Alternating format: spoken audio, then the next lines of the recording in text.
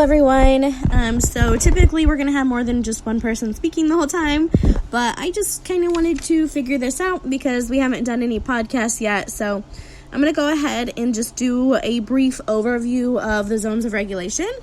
I know this is one that we utilize a lot, and it seems like it might just be super simple, but there's a lot of other aspects to this that you could add in.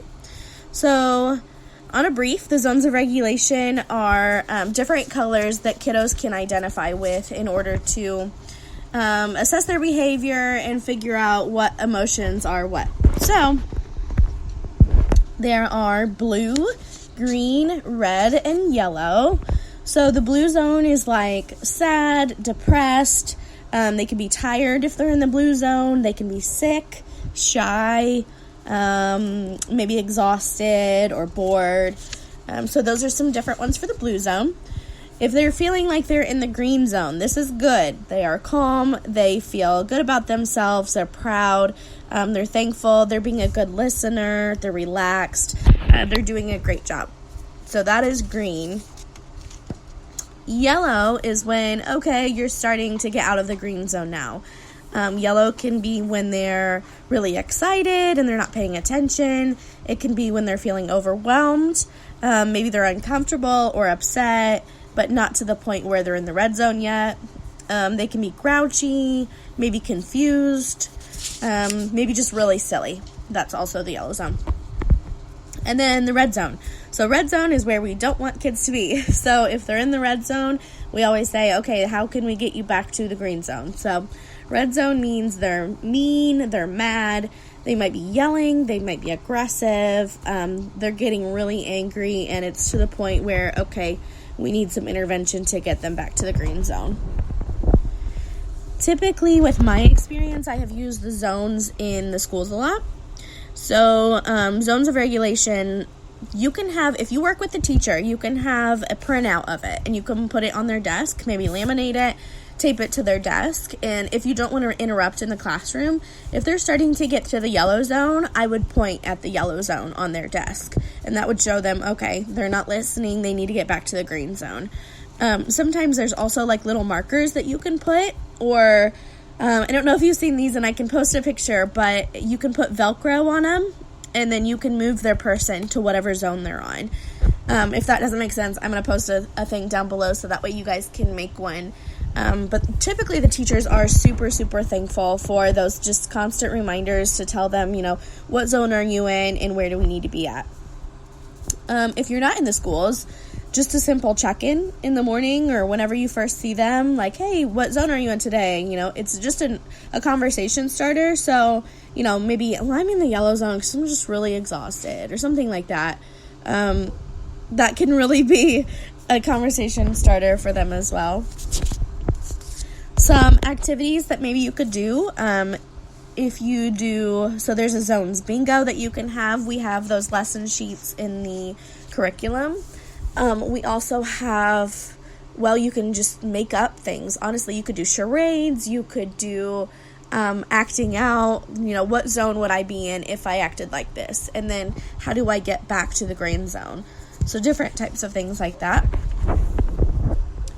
Really, the zones are just to talk about the fact that all people have feelings and explain that, like, even right now, while in a group or in a classroom, that each student has reactions and feelings about everybody in the room, each person, each thing.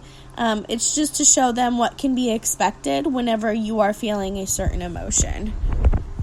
You could even watch clips of maybe a video where you watch a clip, I don't know, maybe a 5-minute clip, and then you point out what zones they were in. So I know a lot of people have used that. Gosh, what is that movie? The Emotions movie, where, they have the little cartoon guys. Oh, it's going to drive me nuts. If you know it, put it in the comments. But I know a lot of people have used that for the zones of regulation. I know the people are not the same colors. Oh, it's going to drive me nuts. But there's the sad one, the mad one, and it's in her brain. You guys know what I'm talking about. It's a kid's movie.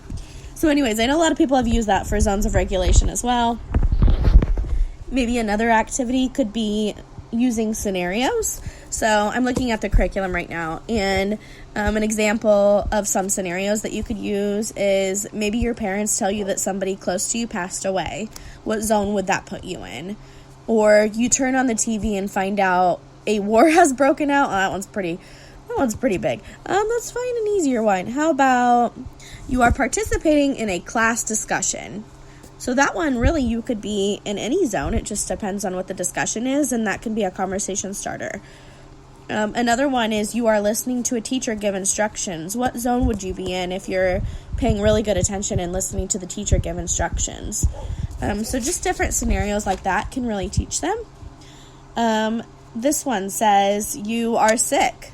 Just plain old, you are sick. So what zone are you in if you're sick, if you're not feeling well? And again, this is just to teach them how you can feel with each emotion. There's lots of different ways you can feel with each emotion in each zone. If your patient is particularly artsy, I had a patient that always liked to draw art. So every time, the first 10 minutes we met, I said, let's draw what zone we're in today. So we would draw a picture of, whatever zone we were in, and then we had to guess what zone the person was in. And then again, it was just a conversation starter of how their days went, what they're dealing with, and it just gets the ball rolling on working on their skills.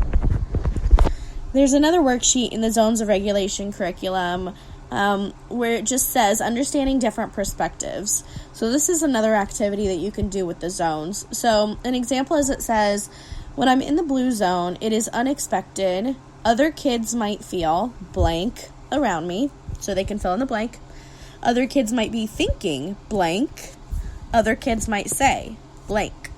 So, an example, when I am in let's go to the next page. When I'm in the green zone, it is expected that other kids might feel happy around me, fun around me. So whenever I'm in the green zone, kids are going to feel great around me. Other kids might be thinking, wow, they're listening really well in class today. Other kids might say, good job. Just different things like that where you can show them the different perspectives of how people can feel around them whenever they're acting a certain way. So once they've mastered learning about what zones are, what they can look like in zones, and how other people can perceive them in each of their zones, that's when we help them learn how to get to a different zone. So if they are in the yellow zone, if they are in the red zone, how do we get them back to the green zone? And that's when we can start talking about coping skills and different sensory supports and different tools that we can use to get them back to the green zone. That is so important for them to understand how to self-regulate themselves. One of those coping skills could be breathing techniques. So there's the 6 sides of breathing, and there's the lazy 8 breathing. These are also something that you could laminate and put on their desk for them. So whenever they do need to calm down, they can put their finger on it and kind of drag their finger across the lines in order to breathe in, hold their breath, breathe out. And again, I can post these in the chat below. But these are also some zones of regulation techniques just to teach them coping skills for whenever they are getting to the red zone or even to the yellow zone. That way they're not getting to the red zone.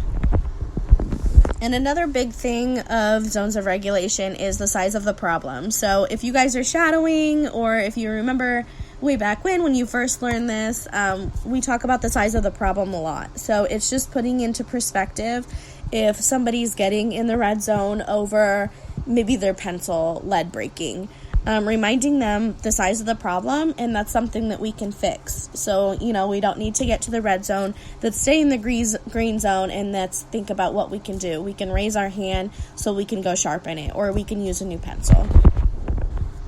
So, of course, big problems, medium problems, and little problems, they can definitely look different in our perspective as opposed to their perspective. So what is the size of the problem? Is it big or little?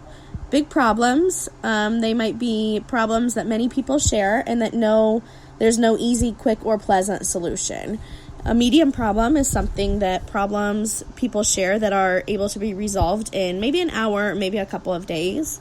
And then a little problem is something that can be ignored, or it can just be solved in a couple minutes.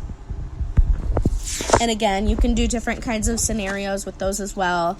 Would this be a big problem? Would this be a little problem? And then talk about, if you have a differing opinion than them, how we can make sure that they are seeing the perspective that, that's not a big problem. That can actually be a little problem, because this is how we can solve it in a couple minutes. So ultimately, this was a really fast overview, but at the end, hopefully your students or students or patients or wherever you're seeing them are knowing what zones are, how they are in those zones, how they can get back to the green zone, which is the most important thing. And you can make them what's called a toolbox. So your toolbox will say, when I'm in the blue zone, these are the tools that I need in order to get me back to the green zone. Same for yellow, same for red. And then even the green zone, how can I keep myself in the green zone? These are the tools that I need in order to stay in the green zone. So tools are just considered coping skills. So what are some good coping skills? Maybe reading, maybe pushing on something to let off some steam, maybe jumping, bouncing, running, swinging, talking to an adult, giving a hug, maybe going to their animal and giving their animal some snuggles, maybe some sensory objects, listening to music, having like little squishies, going for a walk, jumping jacks, again, those lazy 8 breathing, belly breathing, just taking a break, using a fidget ball, thinking of the size of the problem, the 6 sides of breathing, and different ones like that. So again, you can look online and there's something called like 100 different coping skills. And if somebody's like, none of those work for me, then go through the list of 100 coping skills, because there's going to be something in there that either they haven't tried or something that will work for them. So their tools are their coping skills to keep them in the green zone. So then the very end of the curriculum, lesson 17, if you're looking at the zones of regulation curriculum, they talked about stop, opt, and go. So that's the final thing of zones of regulation. So stop before you act, opt to think of all your options and how they will work out, and then go. So go with your best option. It just helps them think about a situation when you had a difficulty time stopping, maybe thinking about, is this going to keep me in the green zone or not, and then going with their best option. So just a reminder, like to have kids stop and think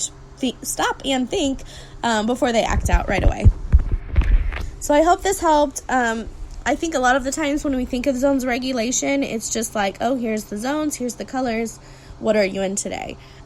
Which is a quick, very brief overview of what it can be, but there's also a lot more to zones of regulation. So if you're ever needing to learn more, if you have any questions, feel free to post them in the chat below, and I can help you out. I hope you guys all have a great day, and I hope this worked.